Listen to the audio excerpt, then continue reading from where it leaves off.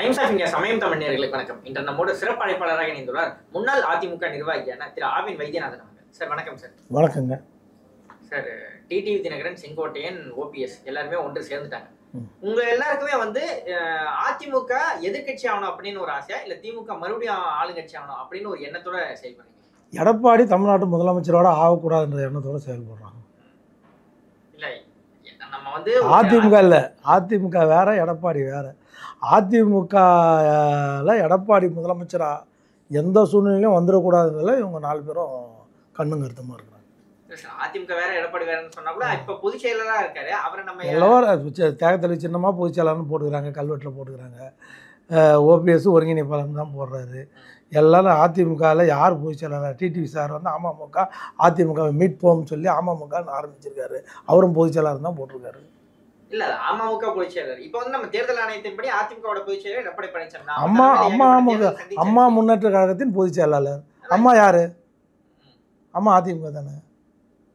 அம்மா அதிமுக நம்ம பிரிச்சு பிரிச்சு பார்க்க முடியாத மாதிரி இப்ப எடப்பாடி பழனிசாமி அதிமுக எப்படி சரி? அதுதாங்க புரியுது. அதுதான் டிடிவி சார் நல்லா ஒரு விஷயம் சொன்னார். இது ஏடிஎம்கே கிடையாது, டிஎம்கேன்னு சொன்னார். அப்பயே புரிஞ்சுக்கணும், இது ஏடிஎம்கே, இது ஏடிஎம்கே கிடையாது. அண்ணன் அதுக்கான ஒரு ஸ்டெப்பு கூட என்ன சொல்கிறது, அது பேர் எபிலிட்டி, தகுதி, திறமை எதுவுமே இல்லாத ஒரு நபராக அண்ணன் இந்த தலைமைக்கான மாண்பு பண்பு வந்துட்டீங்க. வந்ததுக்கப்புறம் அதை தக்க வைக்கிறதுக்கு முயற்சி எடுக்கணும்ல. நீங்கள் 10வது இடத்துல இருந்தீங்க, முதல் இடத்துக்கு அண்ணன் டிடிவி சார் அவரே ஒத்துக்கிட்டார் அவர் செய்த தப்பை. யார்? நான் தான் இந்த தவறு பண்ணி ஒரு 8 உட்கார வச்சுட்டா போத்து வரலன்னாரு. அன்றைக்கி அவங்க சித்தப்பா இந்த நடராஜன் ஒத்துக்கலை, ஓபிஎஸ் அண்ணனே இருக்கட்டும்னாரு.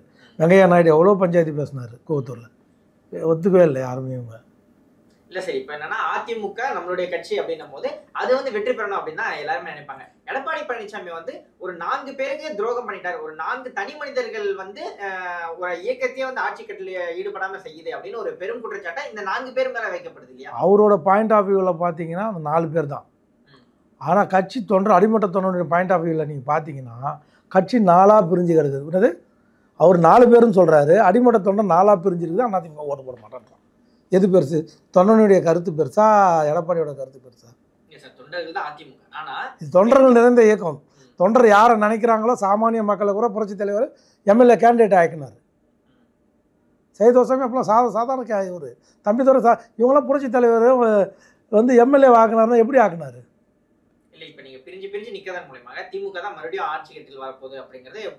ஒரே ஒரு விஷயம் சார், நீங்கள் என்னை சேர்க்க மாட்டேன் அப்படின்னு செங்கோட்டையனை நீ சேர்க்க மாட்டேன்னு முடிவு எடுத்தா, மனோஜ் பாண்டியனை சேர்க்க மாட்டேன்னு ஒரு முடிவு எடுத்தா, மனோஜ் பாண்டியனுடைய மனநிலை எப்படி இருந்தது?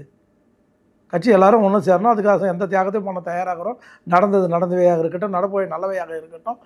அப்படி இவங்களெல்லாம் வெளியில் அனுப்பிச்சிட்டு நீ ஏதாவது ஒரு தொகுதி ஜெயிச்சிருந்தேன்னு வச்சுக்கலாம், வெற்றி பெற்றிருந்தேன்னு வச்சுக்க, தொடர் தோல்வி. 2016க்கு அப்புறம் நடந்த இடைத்தேர்தல் 22 தொகுதியில் தோல்வி அண்ணன் எடப்பாடியார். 22 திமுக, அதுவும் நீ ஒரு முதலமைச்சர், ஆளுங்கட்சியாக இருக்கார். அதில் 22 தொகுதியில் இடைத்தேர்தல் வருது 2019. 13 திமுக, நாங்கள் 9 ஜெயிச்சிட்டோம். இந்த வடிவேலு கவுண்ட் பண்ணி சந்தியில் காமெடி பண்ணி, நான் 8வது பாஸு, நீங்கள் 10வது ஃபெயிலு, பாஸு பெருசாக ஃபெயில் பெருசாக பேசுகிற மாதிரி இருக்குது. இது எடப்பாடிக்கிட்ட கலை நிதான யதார்த்தத்தை புரிஞ்சிக்கவே மாட்டான்னு வருத்தம். தொண்டனுடைய மனநிலை என்ன இருக்குது? ஒரு சின்ன உங்களை மாதிரி ஆளுக்கிட்ட பத்திரிகையாளர்கிட்ட ஒரு சாம்பிள் எடுத்து கொடுக்குன்னா சாம்பிள், அந்த எடப்பாடி தொகுதியில் அவரோட வார்டில் 250 ஓட்டு தான். யாரும் அவர் வீடு இருக்குதுல்ல, கிராமத்துலலாம் எப்படி இருக்குன்னு தெரியுங்களா உங்களுக்கு? சிலுவம்பா அந்த கவுன்சிலர், அதாவது நீ எம்எல்ஏ பதவி பரவாயில்ல, சேர்மன் பதவி கூட இருந்துட்டு அது கூட தப்பு இல்லை. அந்த இவர் வீடு இருக்கிற அந்த 10 பேர் இருக்கான், 250 வீட்டில் 250 ஓட்டுனா எவ்வளோ பேர் இருப்பான்? 20 வீடு இருக்குமா, இல்லை 30 வீடு இருக்குமா? அவ்வளோதானே. அந்த 30 வீட்டுக்காரன் உனக்கு ஓட்டு போட மாட்டான். இல்லை சார், அதாவது உங்களுக்கு ஒரு அம்மா 2016 இந்த ஆட்சி அதிகாரத்தை கையில் கொடுக்கும்போது 53% ஓட்டோட நம்ம கையில் கொடுத்துட்டு போனாங்க. அம்மா மறைகிற வரைக்கும் எவ்வளோ ஓட்டு வங்கி வச்சுருந்தோம்? அனைத்து இந்த அண்ணா திராவிட முன்னேற்ற கழகம் 53% ஓட்டு வங்கி வச்சுருந்தோம். 2019 நாடாளுமன்ற தேர்தல் நடக்குது. ஒரு முதலமைச்சர் அண்ணன் எடப்பாடியார், வரையத்துக்குரிய எடப்பாடியார் முதலமைச்சர் சேலம் தொகுதியில் 2019 நம்மளால் வெற்றி பெற முடியல. முதலமைச்சரோட தொகுதி அதில் உட்பட்டு வருது எடப்பாடி, அதில் வெற்றி பெறோம். பரவாயில்ல. அதில் ஒரே ஒரு தொகுதி அண்ணன் ஓபிஎஸ் தென் மாவட்டத்தில் அவரோட மகனை நிற்க வச்சு ஜெயிச்சார். அது ஒன்று தவிர மற்ற எல்லாம் வாஷ் அவுட். அது கூட நடந்த சட்டமன்ற இடைத்தேர்தல் தொகுதி, அதில் 13 தொகுதியில் திமுக ஜெயிக்குது, இவங்க 9 தொகுதியில் ஆளுங்கட்சி. ஒரு தொகுதிக்கு 4 மந்திரி 5 மந்திரி இருக்கிறாங்க. ஜெயிக்க முடியல. ஒத்துமையாக இருக்கும்போதே நம்மளால் ஜெயிக்க முடியல. 2019 அண்ணன் ஓபிஎஸ் தான், அப்போ சசிகலா அம்மாவும் டிடிவி மட்டும் தான் வெளியில், மிச்சம் அத்தனை பேரும் அதிமுக. அதையே நம்மளால் ஜெயிக்க முடியல. அதுக்கப்புறம் 2021 லீலா பேலஸில் மதிப்புக்கும் மரியாதைக்கும் உரிய மாண்புமிகு அமைச்சர் அமித்ஷா வந்து விடிய பேச்சுவார்த்தை நடத்துகிறார். என்கிட்ட உளவுத்துறை ரிப்போர்ட் இருக்குப்பா, ரிப்போர்ட் இல்லை ரிப்போர்ட் இருக்குது, நீ டிடிவியை சேர்த்துக்கோ, இல்லை முடியலன்னா அது சீட்டை எங்கள் கையில் கொடுத்துட்டு நாங்கள் சேர்த்துக்கிறோம், பிஜேபியில் உட்கூட்டணி வச்சுக்கிறோம், ஒரு 13 சீட்டை கூடியா நீ ஜெயிச்சு முதலமைச்சர் ஆகிடுவேன். டிடிவியும் கன்வின்ஸ் பண்ணிட்டாங்க அவர் முதலமைச்சர் வேட்பாளராக. இல்ல சார், அப்பவே டிடிவி ஒத்துக்கல அப்படின்னு இப்ப சமீபத்தில் சொல்லிட்டாரு. இல்லை ஸ்டேட்மென்ட்டாவே எழுதி கொடுத்திருக்காங்க. அதெல்லாம் போய் நான் வந்து வேட்பாளர், நான் அந்த 13 அதாவது டிடிவி கட்சியோட 1000 விளக்கு தொகுதியோட வேட்பாளர், அதெல்லாம் ஒத்துக்கினாங்க. அந்த 13 ஒரு சீட்டு கண்டிப்பாக நான் நின்று தான் ஜெயிச்சிருப்போம், கூட்டணி தான் வெற்றி பெற்றோம். அவர் இப்போ வந்து பேச்சுக்கு ஒத்துக்கலாம் கிடையாது. லீலா பேலஸ் பேட்டில் பேசலையா, பேச்சுவார்த்தை நடத்தலையா? எடப்பாடி முதலமைச்சராக ஒத்துக்கணும் இல்லை, ஒத்துக்கினார், 100% ஒத்துக்கினார். அப்புறம் எடப்பாடி இவரை ஒத்துக்கினாரா முதலமைச்சரா? டிடிவி தினகரன் இப்ப சமீப நாட்கள் நீங்களே எல்லா பிரஸ் மீட்டையும் பார்த்திருப்பீங்க சார். அதான் சொல்கிறது. இல்லை அவர் இப்போ வல்ட்டி அடித்து பேசுகிறார் அண்ணன் டிடிவி. ஆனால் அன்றைக்கி ஒத்துட்டார். அதுக்கப்புறம் தான் அமித்ஷா வந்து இறங்கி வந்து பேசினார். எடப்பாடி ஒத்துக்கல. அதனால தான் மூத்த பிஜேபியோட முதுபெரும் தலைவர் எச் ராஜா இந்த வாட்டி 2021 தோற்றதுக்கு காரணம் எடப்பாடியோட வீண் பிடிவாதம். இல்லை டிடிவி கட்சியோட வாக்கு எண்ணிக்கை கணக்கு பண்ணிங்கன்னா 39 தொகுதி நம்ம வெற்றி, அந்த தொகுதி இருந்ததுன்னா திமுகவுக்கு டபுளாக மைனஸ் ஆகிருக்கும். இதனால இன்னும் இவங்களாம் ஒத்திமையாக சேர்ந்துட்டாங்கன்னு தெரிஞ்சவொன்னா மொத்தம் அதிமுக காரணம் ஓட்டு போட்டிருப்பான். அதனால் அந்த வெற்றி வாய்ப்பை இழந்தோம் அப்படின்னாரு. அதோட சரியாயிடுச்சு. 2024 இவரை இறக்குறாங்க. யார்? அண்ணாமலையோட பேச்சை கேட்டாங்க. அண்ணாமலை மிக சிறப்பாக, அதாவது நோட்டாக்கு கீழே இந்த பிஜேபியோட வாக்கு வங்கி மிக சிறப்பாக முன்னெடுத்தார். இது அவருக்கு கொடுத்த அசைன்மெண்ட்டில் ஒரு துளியும் சந்தேகத்துக்கு இடம் இல்லாமல் ஆனால் பக்காவாக பண்ணார் அண்ணாமலை. அது மாதிரி ஒரு குறுகிய காலத்தில் டிடிவி இருந்தார். டிடிவிக்கு அடுத்து அந்த இடத்த பிடிச்சவர் யாருன்னா மக்கள் மத்தியில் பெண்கள் மத்தியிலையும் திரு அண்ணாமலை சார். சார், இப்போ நீங்கள் எல்லாம் ஒன்றா சேர்ந்து எதை சாதிக்க போறீங்க அப்படின்னு கேட்குறாங்க. ஏன்னா இப்போ ஒரு ஸ்பாய்லர்ஸ் போட்டால் தான் இருக்க போகிறாங்க 3 பேருமே, எந்த கூட்டணியும் இருக்க போகிறதில்ல. இப்போ தாவேக்க ஒன்று தான் வாய்ப்பாக இருக்க போகுது அப்படின்னும் போது நான் ஒரே ஒரு விஷயம் சார், ஒன்றா சேர்ந்தா வெற்றி உறுதி, அது யாருமே மறுக்க முடியாது. அதிமுகவோட பிரிஞ்சு தண்டவர்கள் மீண்டும் உள்ளே வந்தால் அந்த அதிமுக அம்மா வந்து 2014 யாரோட கூட்டணி வச்சாங்க? மோடியா லேடியான்னு கேட்டு தூள் கலப்புனாங்க. அத்தனைக்கும் அம்மா மேலே அந்த சங்கராச்சாரியர் குற்றச்சாட்டுலாம் அந்த கைது பண்ண குற்றச்சாட்டுலாம் அதே பிராமணர்கள் யாருக்கு ஓட்டு போட்டாங்க? அம்மாவுக்கு ஓட்டு போட்டாங்க, மோடிக்கு போடல. பெண்கள் அம்மாவுக்கு தான் ஓட்டு போட்டாங்க, மோடிக்கு போடல.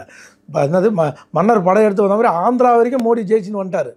ஆனால் தமிழ்நாட்டில் மோடியா லேடியான்னு கேட்டு அம்மா வந்து விரட்டி அடித்தாங்க மோடியை. 2029 கடைசியாக அவங்க பேசுனது 2029 அவங்க பேசுனாங்க. நான் வந்து வருத்தப்படுறேன், இந்த பிஜேபியோட இனி என் காலத்திலும் ஒட்டோ வருவா கிடையாது, கூட்டணியே வேணான்னு அம்மா வந்து கடற்கரையில் பேசுனாங்களா? அதுக்கப்புறம் அம்மாவோட ஆட்சி அமைப்புன்னு சொல்லி எதுக்கு நீங்கள் போய் பிஜேபி முட்டு குத்திங்க? அது ஓபிஎஸ்ஸாக இருக்கட்டும், இபிஎஸ்ஸாக இருக்கட்டும், 2 பேர்லாம் அதில் சலைச்சவும் கிடையாது. சார், இப்போ டிடிவி, ஓபிஎஸ், செங்கோட்டையன் எல்லாருமே பாஜக சொல்ல தான் கேட்டுட்டு இருக்காங்க. சார், நான் தான் சொல்லேன், பாஜக சொல்கிறத கேட்கறதா இருந்தால் பாஜக கூப்பிட்டு எடப்பாடியை பேசி சரி பண்ணியிருப்பாங்களே. அது உட்கட்சி பிரச்சனை ஒதுங்கி இருக்க மாட்டாங்களே. இல்லை சார், உட்கட்சி பிரச்சனைன்னு யாருமே ஒதுங்கி இல்லை. அதாவது செங்கோட்டையன் வந்து நான் டெல்லிக்கு அழைச்சது பாஜக தான், நான் அவங்க கூட தான் போய் பேசிட்டு இருக்கேன், அவங்க சொல்றதா செஞ்சேன் அப்படின்னு செங்கோட்டையன் எல்லாரும் செங்கோட்டையன் சொல்றாரு. நயனா நாகேந்திரனுக்கு பதில் என்ன சொல்றாரு? அவர் திமுக காரன்னு சொல்றாரு. சொன்னாரா? எடப்பாடி கூட அந்த வார்த்தையை சொல்லலைல்ல. எடப்பாடி சொல்லாத ஒரு வார்த்தையை நயனார் நாகேந்திரன் சொல்றாருன்னா அர்த்தம் என்ன? அங்கே பிரச்சனை நயனார் நாகேந்திரன் தான். பிஜேபிக்கும் அண்ணாமலைக்கும் தகராறு நடக்குது. அதில் இவங்க எல்லாம் அண்ணாமலை பக்கம் நிற்கிறாங்க. யாரெல்லாம்? டிடிவி சார்லேருந்து ஓபிஎஸ்லேருந்து வைத்தியலிங்கத்துலேருந்து இவங்க எல்லாம் அண்ணா நயனா நாகேந்திரன் தலைமையாக இவர் ஏற்றுக்கலைங்க. யாரை? டிடிவி சார் கூட்டணி இந்த குரூப் எதுவுமே ஏற்றுக்கல. இல்ல சார், இவங்க ஏத்துக்கலன்னா என்ன? அவங்க கட்சி சார். இப்ப என்ன கேள்வினா, பாஜக வந்து இவங்க நம்ப வச்சு கைவிட்டுச்சா அப்படின்னு ஒரு கேள்வி. என்டிஏ முதல்ல ஒரு ஜெல் ஆகணும்னா தலைவரை பிடிக்கணும், மாநில தலைவரை. அந்த மாநில தலைவரை கொண்டு வந்ததே குறுக்கோயில நயனா நாகேந்திரன் கொண்டு வந்தது எடப்பாடி தானே. அங்கே எடப்பாடியோட டபுள் ஆக்ஷன் தானே அது. ஏங்க நான் சொல்றது இல்லைங்க, நான் வந்து எடப்பாடியார் சொல்லாத ஒரு வார்த்தையை 999 ஒரு ஸ்டெப்பு மேலே போய் சொல்கிறாருன்னா அது எடப்பாடியோட வாய்ஸ் தானே அது. திமுக காரன் செங்கோட்டையனை யாருமே சொல்ல முடியாது, அந்த வார்த்தையை பிரயோகப்படுத்துறாரு. சரி, இப்போ இந்த கூட்டணி ஒன்றாக சேர்ந்து என்ன சார் ஒரே ஒரு விஷயம் சார், ஒரே ஒரு உதாரணம் சொல்கிறேன் திரும்ப. நான் அவங்க எல்லாரும் சொன்ன உதாரணம் நம்ம டைம்ஸ் ஆஃப் இந்தியாலே சொன்ன உதாரணம். புரட்சி தலைவர் எஸ்டிஎஸ் வந்து புரட்சி தலைவர் மேலே ஊழல் புகார் கவர்னர்கிட்ட கொடுத்தார். கவர்னர் போய் நடவடிக்கை எடுக்க சொல்லி கொடுத்தார். ஆனால் அவர் டெபாசிட் கூட வாங்கலை, ஒரு தொகுதி அவரும் ஜெயிக்கல யாரும் ஜெயிக்கல, நமது கழகம். ஆனால் புரட்சி தலைவர் வீடியோ அடி போனார், போய் அழைச்சிட்டு வந்தார் யாரை, எஸ்டிஎஸ். அதே மாதிரி புரட்சி தலைவர் அம்மாவும் அப்படி தான், யார் டாக்டர் ஐயா ராமதாஸ் வீட்டுக்கு போனாங்க, ஜிகே மூப்பனார் ஐயா வீடு தேடி போனாங்க. அப்போ வெற்றி கோசம் 1996 தோத்துட்டோம். ஆனால் அது கீழே விழுந்தாங்க அம்மா. ஏன் ஒருபடி மேலே சொன்னால் பர்கூர்லேயே அம்மா தோத்தாங்க. ஆனால் அது கீழே விழுந்து அது வடு தெரியாத அளவுக்கு டக்குன்னு எழுந்தாங்க. ஆனால் இவங்க யாரும் எடப்பாடியால் எழுந்துக்க முடியலையே, எடப்பாடியாரால். அதுதான் பிரச்சனை. வெற்றி தோல்வி சகஜம், ஆனால் உன்னால தொடர் தோல்வி. யாருமே வந்து எடப்பாடி பழனிசாமியோட தலைமைத்துவத்தை எல்லாம் கேள்வி கூறாங்க, அதுதான் அங்க பிரச்சனை இருக்கு. அப்ப வந்து புரட்சி தலைவர் நீங்க சொல்ற எம்ஜிஆர் அவர்களோட தலைமைத்துவத்தை யாருமே கேள்வி எழுப்பல, அதுக்கப்புறம் ஜெயலலிதா அவர்களோட தலைமைத்துவத்தை யாருமே கேள்வி எழுப்பல. எல்லாரும் அவங்க கீழே எல்லாருமே எழுப்பினாங்க. 4 வரை இல்லை 4 வரை எண்ணி இல்லை ஜெயலலிதா அம்மாவுக்கு எதிராக 4 வரை எண்ணி பிரிஞ்சாங்க.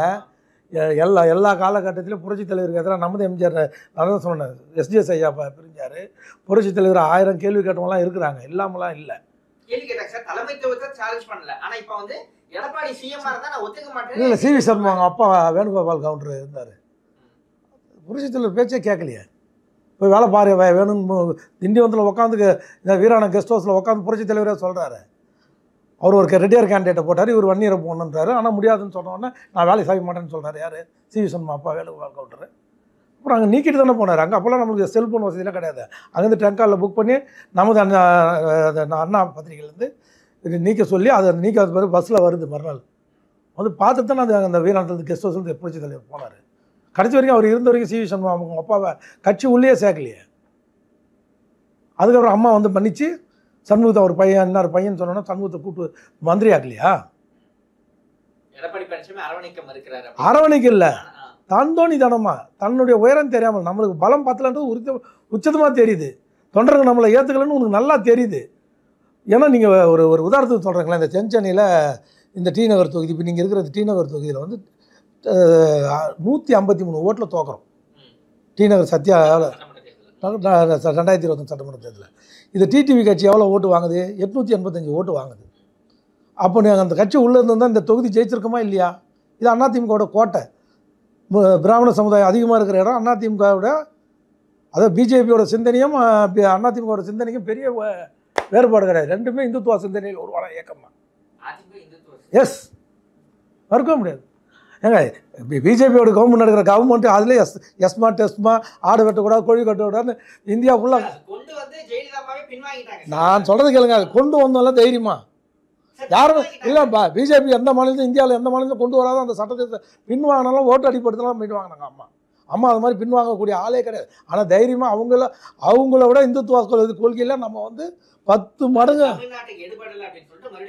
ஆமாம், கோழி வெட்டக்கூடாது ஆடு வெட்டக்கூடாது கோயிலில் திருக்கோயில் எதுவும் பண்ணக்கூடாதுன்னு சொன்னாங்க, உத்தரவு போட்டாங்க. கொஞ்ச நாள் 6-7 மாதம் அமலில் இருந்ததா இல்லையா சட்டம். இது பிஜேபியோட அம்மா வந்து இந்துத்துவாவில் இங்கேருந்து கரசாவிக்கு நம்ம செங்கல் அமிச்சோமா, உத்தரப்பிரதேசத்துக்கு இங்கேருந்து ராமர் கோயில் கட்டுறதுக்கு அம்மா செங்கல் கரசாவிக்கு அமிச்சாங்களா இல்லையா, ஆதரவு தெரிவித்தாங்களா இல்லையா, எதிர்பார்த்து தெரிவித்தாங்க அம்மா. இங்கே கோயில் கட்டாமல் வேறு எங்கே கட்டுவாங்கன்னு அம்மா கேட்டாங்களா இல்லையா?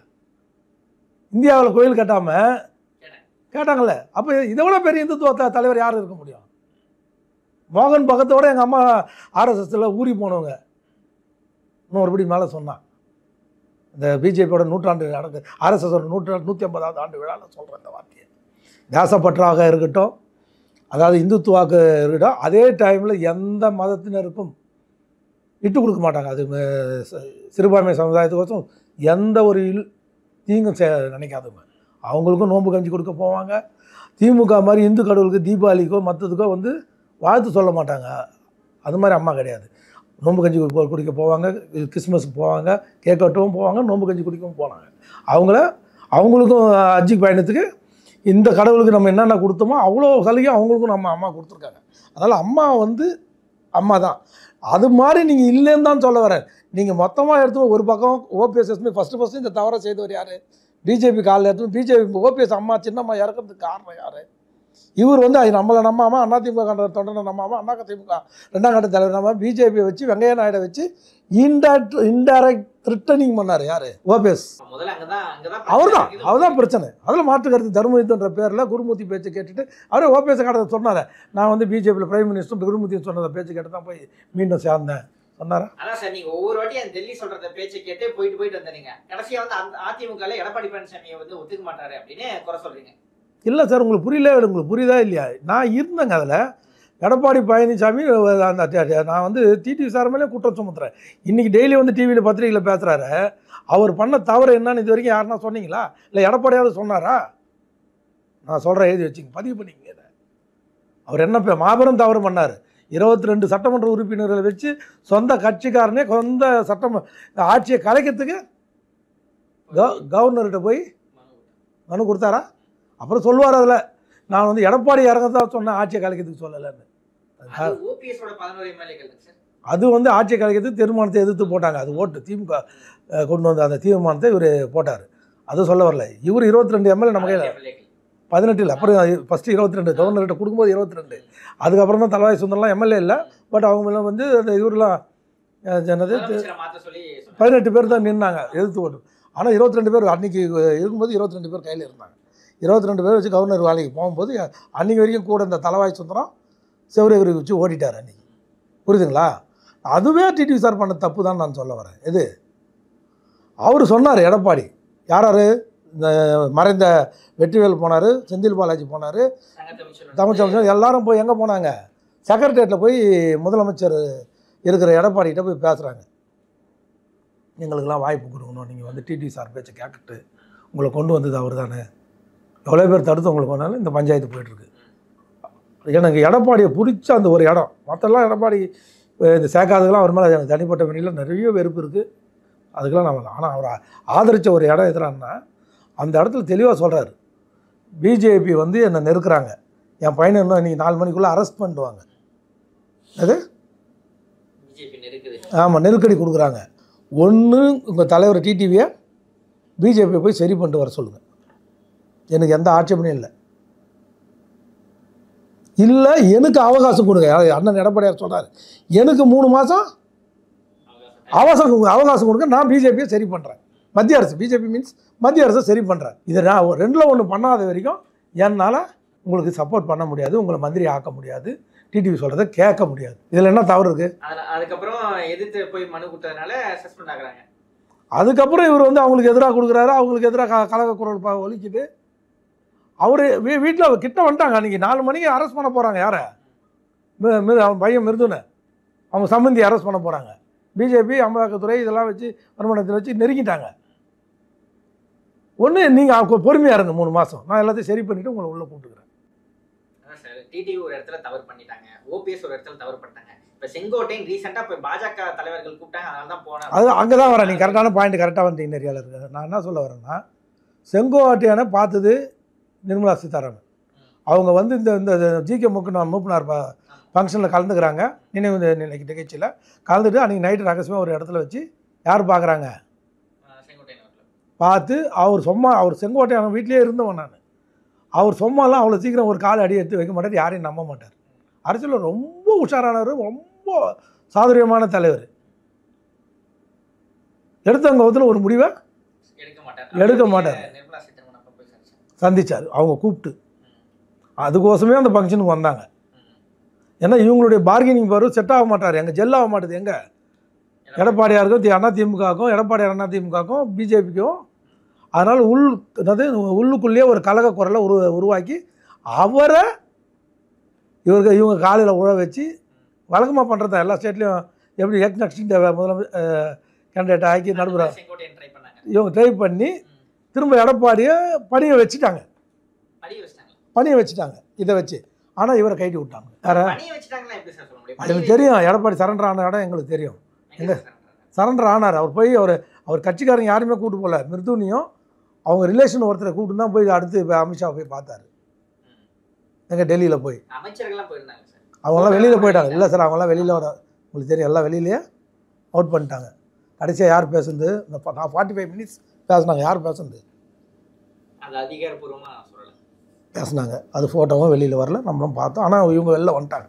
போன 5 நிமிஷம் ஃபோட்டோ ஷூட் கொடுத்துட்டு வெளில அனுப்பிச்சிட்டாங்க. என்ன பேசுனீங்க? என் உட்கட்சி பிரச்சனையில் தலையிடாதுன்னு சொல்ல அதுக்கு ரைட் இருக்குது. யாருக்கு?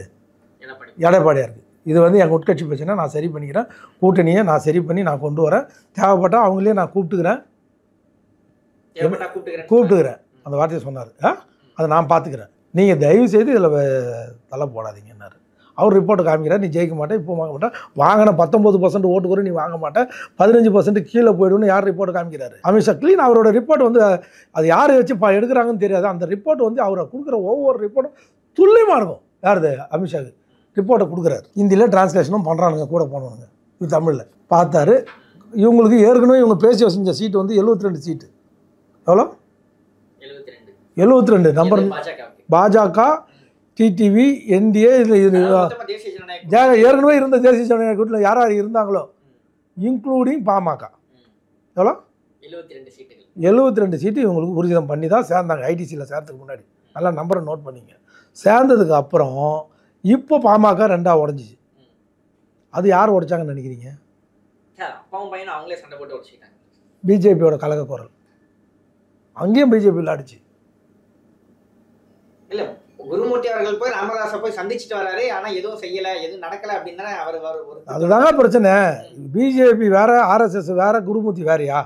எல்லாம் ஒருத்தர். அதான் சார் நான் போயிட்டு அவங்க இதுல யார் சந்திக்க அமைச்சது? யார் சந்திக்க அமைச்சது? அவர் பிஜேபியோட சைதத் சாமியும் இவரும் வந்து பிஜேபியோட அவங்க ஆலோசனை பேர் தானே போனீங்க. அங்கே சும்மா அந்த புண்ணியம் அப்போ சும்மா கொஞ்சம் கொஞ்சமாக புகஞ்சிருந்தது, போய் பெருசாகி ஒஸ்ட்டு வந்தீங்க. ஏற்கனவே பெருசாக இருந்தது, போய் அதெல்லாம் அணைக்கலாம். இவங்களால அணைக்க முடிஞ்சுதா? அணைச்சாங்களா? இல்லை இல்லை இல்லை இல்லை நான் எல்லா இடத்துலையும் நான் சொல்கிறேன் எங்கெங்க இந்த பிஜேபின்னு. அதுக்கப்புறம் இல்லை சார், திமுக ஆளுங்கட்சியாக இருக்குது, எதிரில் ஒரு ஸ்ட்ராங்கான எதிர்கட்சி வேணும், எல்லாரையும் ஒன்னாக்கிறதுக்கு தானே பாஜக செயல்படும். எல்லாருமே ஏங்க அதுக்கப்புறம் போய் பேசி டாக்டர் ராமதாஸ் மேலே வழக்கு போட கூட பரவாயில்லைங்க, சந்திக்க தயாராகிறேன்.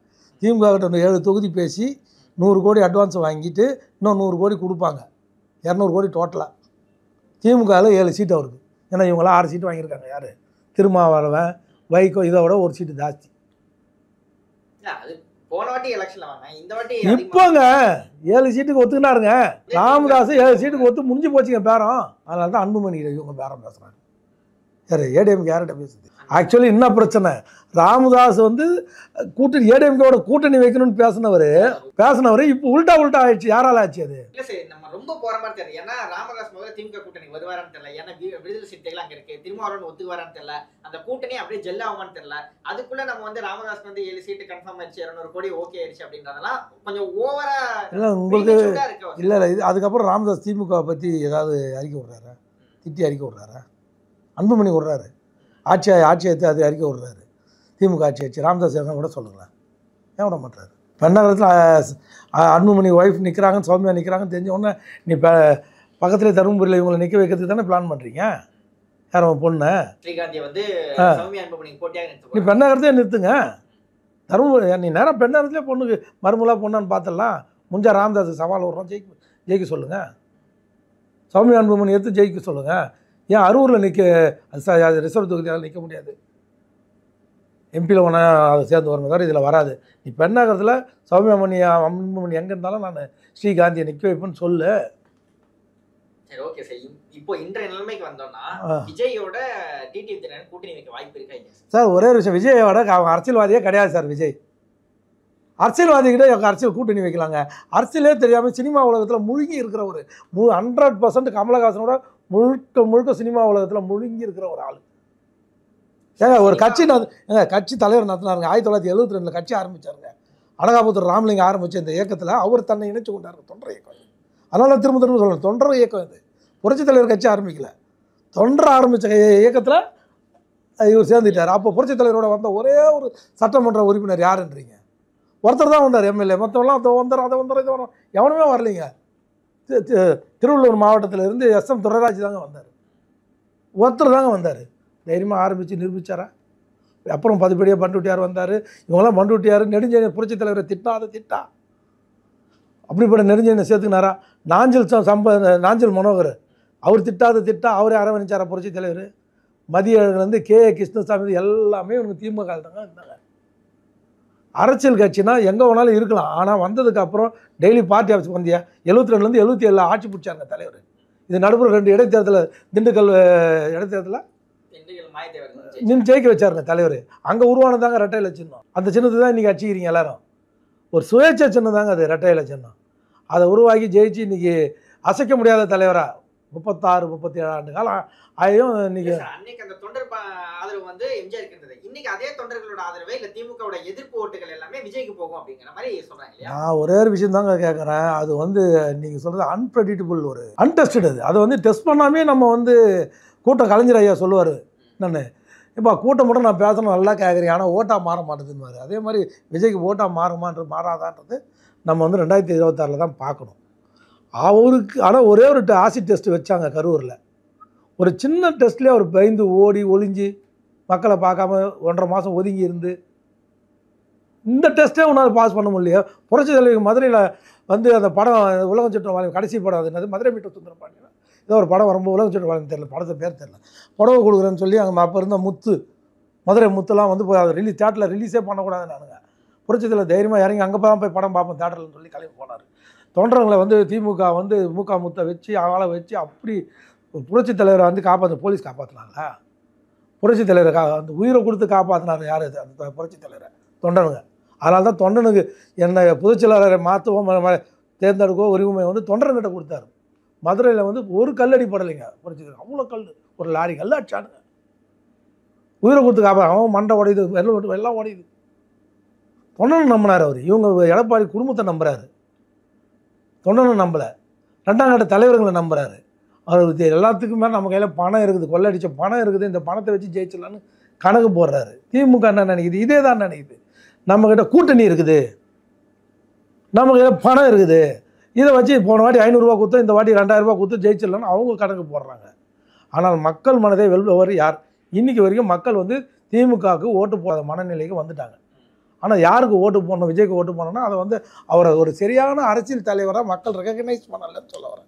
ஆனால் டிடிவி தினகரன், ஓபிஎஸ், செங்கோட்டையன் 3 பேருமே வேற என்ன ஆப்ஷன் இருக்கு சொல்லுங்க? திமுக கூட்டணி போக முடியாது, அதிமுக கூட்டணி போக முடியாது, நாம் தமிழர் சீமான் தனி அணி வச்சிருக்காரு, தனியா இருக்க போறாரு, வேற ஆப்ஷன் இல்லையா? விஜய் கிட்ட தானே போய் ஆகணும். சார் ஒரே ஒரு விஷயம், விஜய் வந்து என்ன கூப்பிட்டு பேசி சரி பண்ணிக்கணுமா இல்லையா? அதை இந்த ஆப்பர்ச்சுனிட்டி கிடைக்குமா? ஒரு செங்கோட்டையன்ற ஒரு கோல்டு பால் ஒன்று கிடைக்குமா?